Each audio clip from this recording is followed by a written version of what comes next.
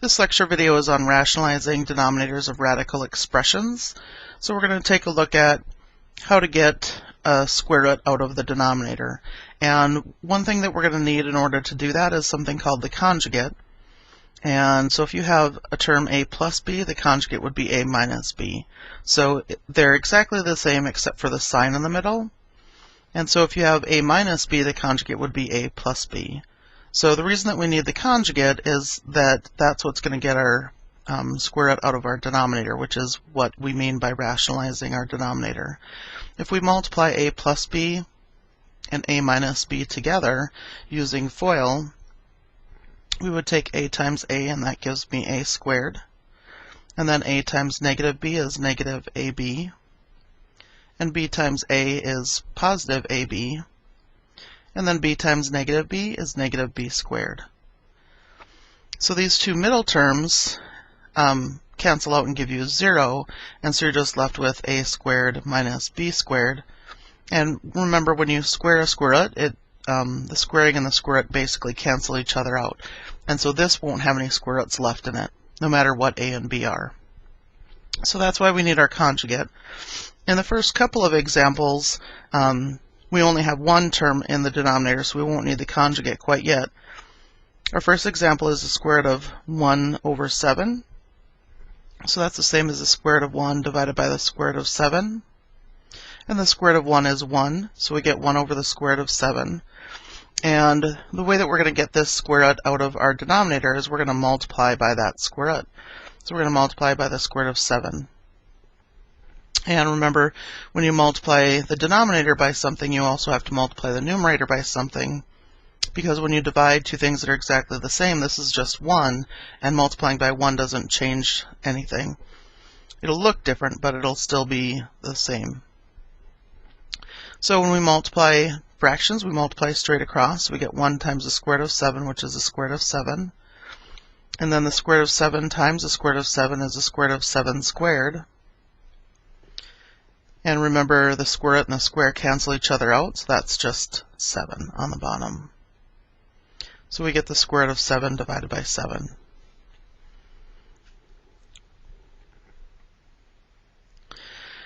In our next example, we have 5 over the square root of 18x. And square root of 18x can be simplified, and if you can simplify a square root, you should always do that. 18 is 9 times 2, and so the square root of 18x would simplify down to 3 times the square root of 2x, because the square root of 9 is 3, and then the 2 has to stay underneath the square root, and so does the x. Just like when you're finding a common denominator, you always want to find the smallest one or the least common denominator. When we're rationalizing a denominator, we want to multiply by the smallest thing possible. That's why you want to simplify this square root if you can. So I don't need to multiply by the 3, I just need to get this square root out of the denominator. So all I have to multiply by is the square root of 2x. So on the top we have 5 times the square root of 2x. And on the bottom we have the square root of 2x squared. And the square root and the square cancel each other out, so we're left with 5 times the square root of 2x on the top and 2x on the bottom. And you can't simplify these two x's because this one on the top is underneath the square root and this one is not, so you can't simplify those at all. Our next example, we have negative 7 times the square root of 3 over the square root of 11. You can't simplify the square root of 11, so we're just going to multiply both the top and the bottom by the square root of 11.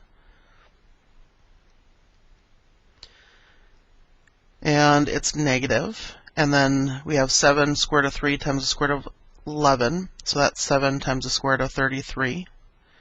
Remember, you could multiply square roots together. You can't add or subtract them, though, unless they're exactly the same square roots. And then square root of 11 times the square root of 11 is the square root of 11 squared. The squaring and the square root cancel each other out, and so we get negative 7 square root of 33 divided by 11.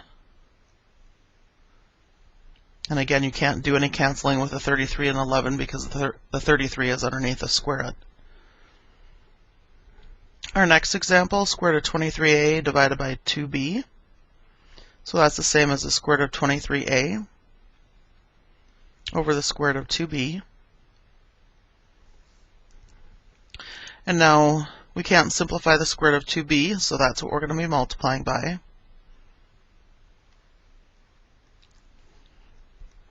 And you can multiply square roots together, so the numerator is going to become the square root of 46ab, and the denominator, it will be 2b. Square root of 2b squared is just 2b. Okay. In the next examples, we have more than one term in the denominator, and so now we're going to need that conjugate that I was talking about at the beginning. And so we're rationalizing the denominator. Our denominator is square root of 5 minus 4, so the conjugate is going to be exactly that, only change the sign in the middle. So it's going to be the square root of 5 plus 4.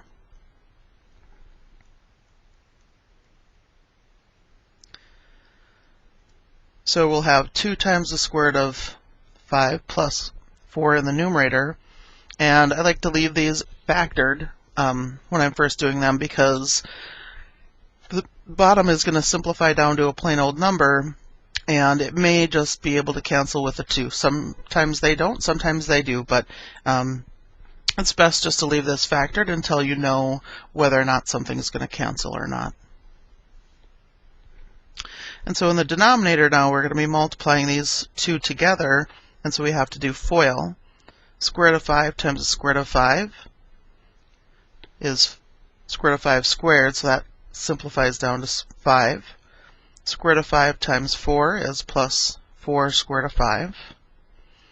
And then we have negative 4 times the square root of 5. And negative 4 times positive 4 gives you minus 16. So now these middle two terms cancel out and give us 0. So we have 2 times the square root of 5 plus 4 in the numerator. And in the denominator, we have 5 minus 16. So we have 2 times the quantity square root of 5 plus 4 in the numerator. And in the denominator, we have negative 11. And this won't simplify down any further. So there's a couple of different things. You could move the negative sign out in front of your fraction if you wanted to. You could also distribute that 2. If we distribute the 2, we would have 2 times the square root of 5 plus 8, and then just over 11. So either of these two answers are fine for me, and I believe my math lab should take both of those as well.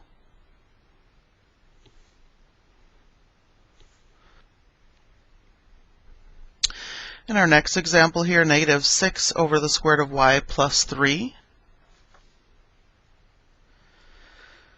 So our denominator is square root of y plus 3. We want to multiply by the conjugate, and so that's going to be the square root of y minus 3. And we want to do that on both the top and the bottom. So again, on the top, I'm going to leave it in factored form. Negative 6 times the square root of y minus 3. And then on the bottom, we have to do FOIL. So square root of y times the square root of y is y. Square root of y times negative 3 is negative 3 square root of y. And then 3 square root of y. And then 3 times negative 3 gives us negative 9. So in the numerator, we have negative 6 times the quantity square root of y minus 3. And in the denominator, these middle two terms cancel out and give you 0, and you're left with y minus 9. Nothing's going to cancel here again, and so you can just leave it just like that. Another acceptable answer would be to have that negative sign pulled out front, and you could also distribute the 6 if you want to.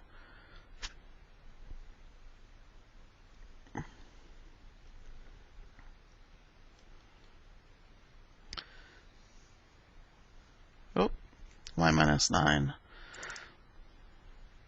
Okay. And I should be a little bit more careful because that negative sign would have to be right out in front if I'm going to have it like that. Okay. And so be careful if you're going to put the negative sign out in front in My Math Lab too, that it's really on the same level as this fraction bar and not up with this 6. So I guess another acceptable answer would be if you distributed negative 6 instead of positive 6, then you would have ended up with negative 6 squared of y plus 18 over y minus 9. So all three of these would be equivalent answers.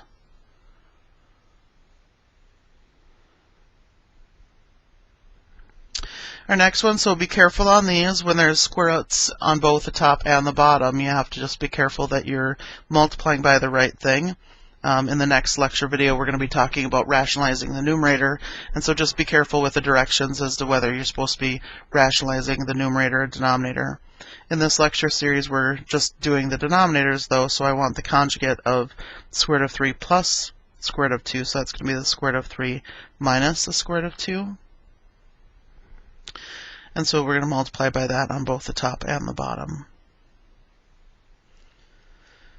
When it's just a whole bunch of square roots like this is going to end up being a plain old number on the bottom, or something without square roots anyway. So if something's going to cancel, it would be a plain old number or something without a square root. So I'm going to go ahead and do the FOIL on the top right away. And that's because I know that these terms that have square roots involved in them are not going to cancel with anything in my denominator, because what I'm doing to the denominator is going to make it so that there are no square roots left down there. So square root of 2 times square root of 3 is square root of 6. Square root of 2 times negative square root of 2 is negative 2.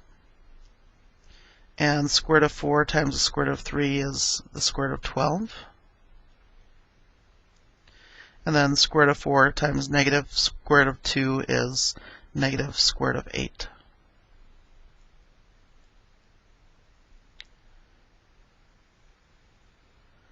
And on the bottom, square root of 3 times the square root of 3 is 3. Square root of 3 times negative square root of 2 is negative square root of 6. Square root of 2 times the square root of 3 is positive square root of 6. And then square root of 2 times negative square root of 2 is negative 2. So on the top I have the square root of 6 minus 2, and square root of 12 can be simplified. 12 is 4 times 3, so that's going to simplify down to plus 2 times the square root of 3. And then we can also simplify the square root of 8. 8 is 4 times 2, and the square root of 4 is 2, so that's negative 2 square root of 2. And then on the bottom, we have 3 minus 1. These two terms in the middle cancel out to give you 0. And you don't need to write the 1 in the denominator, so your final answer would be the square root of 6 minus 2 plus 2 square root of 3 minus 2 square root of 2.